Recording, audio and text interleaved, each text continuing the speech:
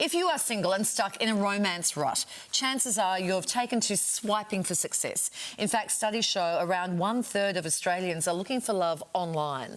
But with a recent rise in fake photos, financial scams and even app abuse, navigating those matchmaking platforms can feel like a never-ending battle. So what exactly do you need to watch out for when it comes to modern-day dating, and how can we improve our chances of finding the one?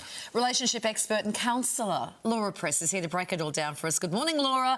This isn't just affecting young people, older Aussies, of course, are using these apps too. So explain some of the dangers that we really need to watch out for.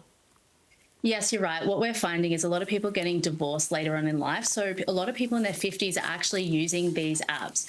So we need to watch out for things like abuse, hurtful comments, and even people sending explicit photos unwarranted and, people just opening them up and seeing these types of things. So there's lots to look out for. Fake images that's not representing who they actually are.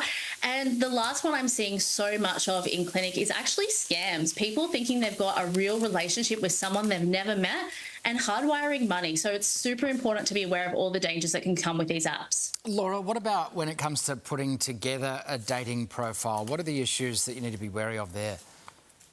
So a lot of times people are putting up photos of themselves 20 years ago, which is, beautiful. However, it's not representative of who we are today. So we want to put up real images. There can be people putting things up from the internet, and that obviously causes a real big issue because there's so much disappointment when you meet someone in real life and they're not what actually is presented online. Another thing people are doing is kind of being elaborative on their profile. So what they're doing is they're saying things that are not true about themselves. They're saying, they've won all these things or they've done all these things, and it's not true. So it's really important to be aware of that. The other thing is mental health issues.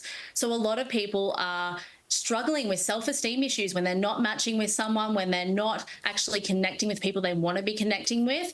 And we get this lovely dopamine hit from the app, which is great. However, it can kind of create a fake sense of connection. And we think, we're really connecting with one person when in fact they may be talking to multiple people. Yeah. You say some new dating trends are problematic. So this is now once you get to the dating stage, there are some trends which are a problem. Absolutely. So the first trend is called trauma bonding.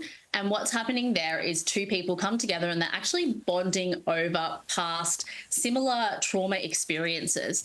And when this happens, you can actually stay trapped in the past. So you can be talking about what happened in the trauma, you're kind of reliving it constantly.